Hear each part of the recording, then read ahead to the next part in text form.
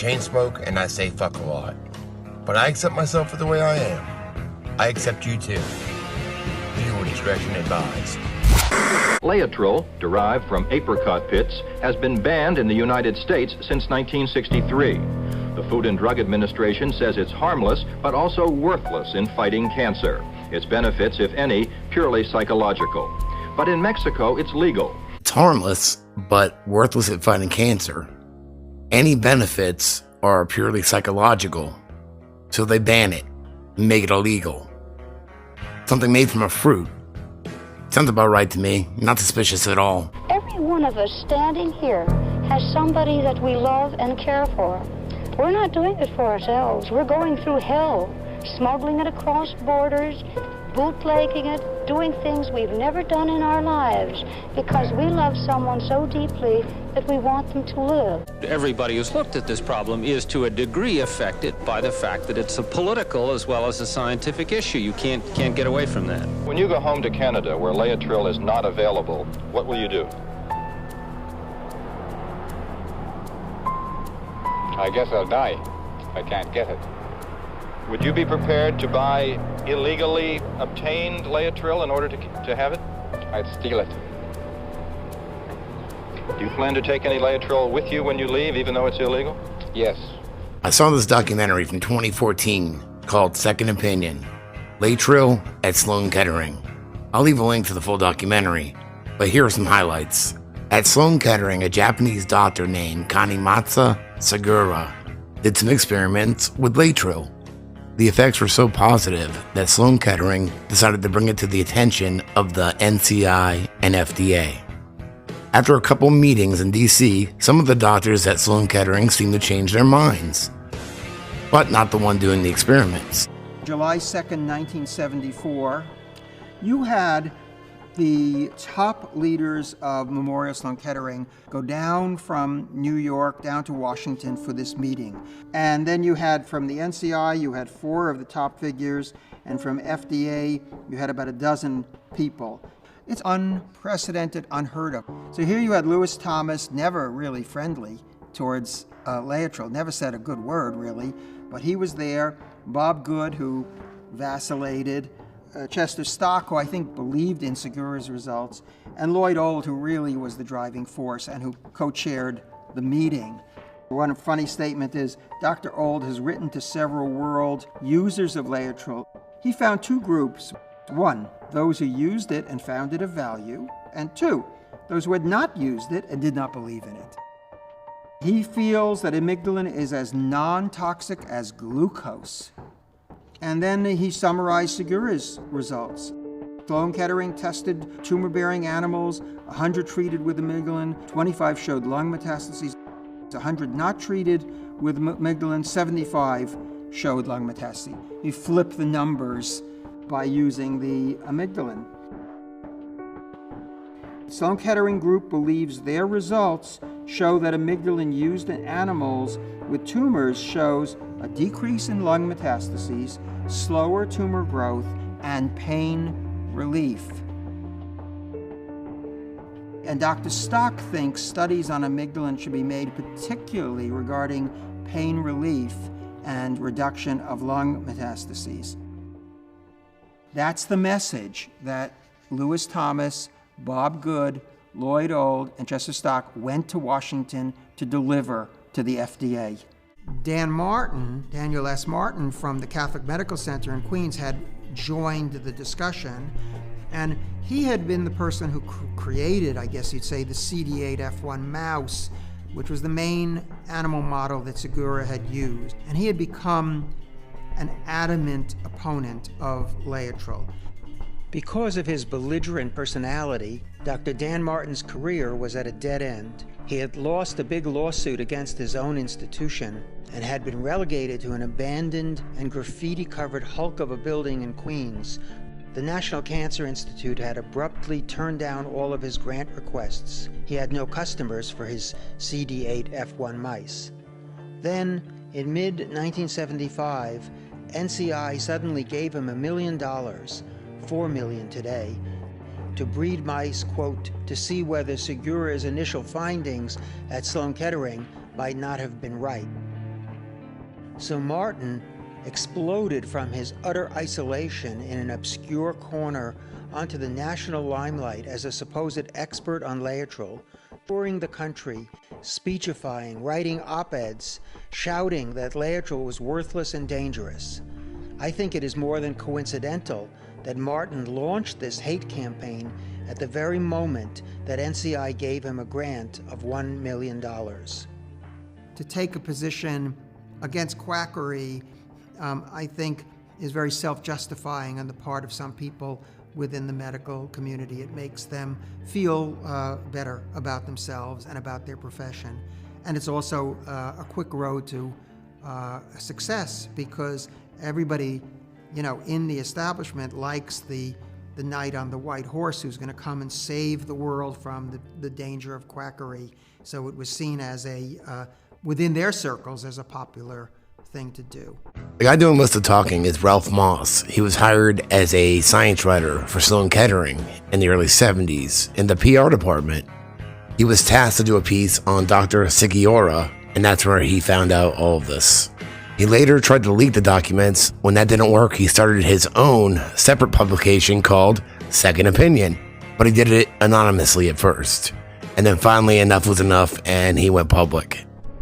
Suddenly, the statements that they were making, each of the top leaders, not old, but Good, Thomas, and Stock, became increasingly negative. They ranged from misrepresentations to what I would say were egregious lies.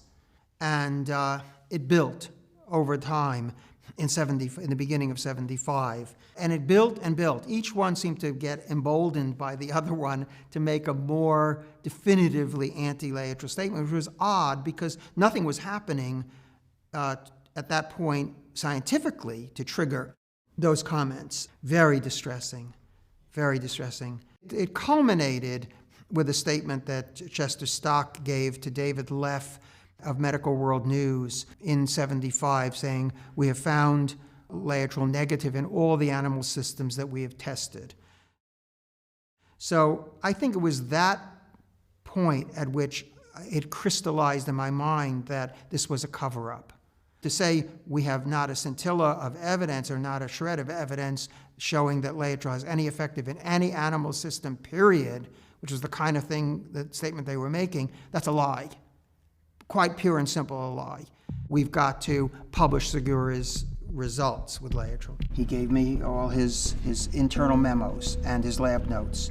March 1st, 1974, Table 2 shows that repeated injections of 1,000 milligrams per kilogram per day of amygdalin for 2 to 15 weeks failed to destroy the spontaneous cancer in mice. However, it caused an inhibition in about 50% of the tumors. It also shows amygdalin, or Laetrile, had a strong inhibitory effect on the development of new tumors and on lung metastases, 11% in the Laetrile-treated animals against 89% in the control animals in mice. The general health and appearance of the amygdalin-treated animals with tumors was much better than that of the controls. Kanematsu Sugiura, March 1st, 1974. May 31st, 1974, which incidentally was 3 days before I actually started my work at Sloan Kettering. Sugiura wrote, "The table results show repeated injections of 2,000 milligrams per kilogram per day of amygdalin for 4 to 9 weeks had a strong inhibitory effect on the development of lung metastases." The detailed data, it's overwhelming. And even the size of the lung metastases that were seen is noted for each animal. Every animal in every one of Sugiura's experiments is accounted for, how many injections, what the duration of the experiment was, the growth of the tumor, the final size of the tumor, the number of lung metastases, and the termination of the experiment. Here's his report on a different system. The Swiss albino mice, spontaneous tumors in retired breeder mice. Amygdalin had a strong inhibitory effect on the development of lung metastases in mice. 77% inhibition against 7% inhibition in controls. 77 versus 7.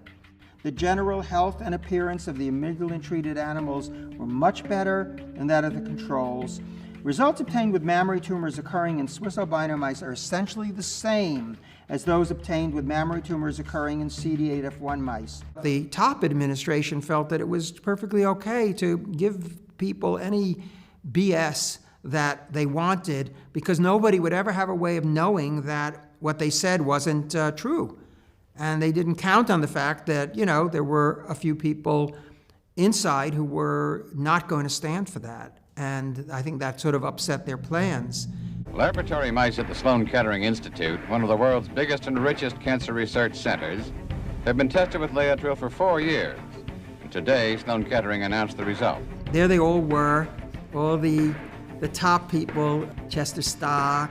Our summary statement is we do not have evidence supporting taking amygdalin to clinical trial. Bob Good. We tried to find out from scientific information available whether there was any real scientific evidence that the drug amygdalin, or the so-called Laetrile, had any effect on cancer in any form. And there was no such scientific evidence. And Lewis Thomas. There is no evidence in the several animal models that have been studied that Laetrile or amygdalin possesses any biological activity with respect to cancer, one way or the other. Dr. Zimmer, do you agree with the conclusions in the summary statement? What conclusion? The conclusion that Laetrile, in effect, does not either cure or prevent cancer. I agree. Of course, my results don't agree, but I agree what our institute said. Why? If your results don't agree? Well, I don't know why, but I think good. Do you stick by your results? Yes, I stick. I hope somebody able to confirm my result later on. I don't imagine our scientific publication will have any impact on the public. Why will it not have any impact on the public? I don't think they pay too much attention to scientific publications. It was interesting. I was still learning about the field of scientific journalism and journalism in general. Everybody, more or less, 99 out of 100 were willing to take Sloan Kettering's word for it. If you said that, the moon is green, then they would accept that the moon is green. They said so, and they're the experts. They should know. The final conclusion on part of the people in charge of these studies, and certainly it was my final conclusion on reviewing the data when it was pulled together for publication, was that Laetrile is without any effect at all. It seemed almost, diabolical, because we couldn't believe that people would actually do this and lie about a promising treatment for cancer. Cancer patient Steve Gadler, claiming he was cured by Laetrile, said the issue boils down to freedom of choice, his right to use the processed extract of apricot pits over conventional therapies. I plead with the FDA. Give us the freedom to choose our own therapy. Why should I, an American citizen, have to go on the black market or smuggle something that I should have the freedom to choose? Fucking stoned. I got a motherfucking spaceship. Oh, fuck. Oh, cool. I got it.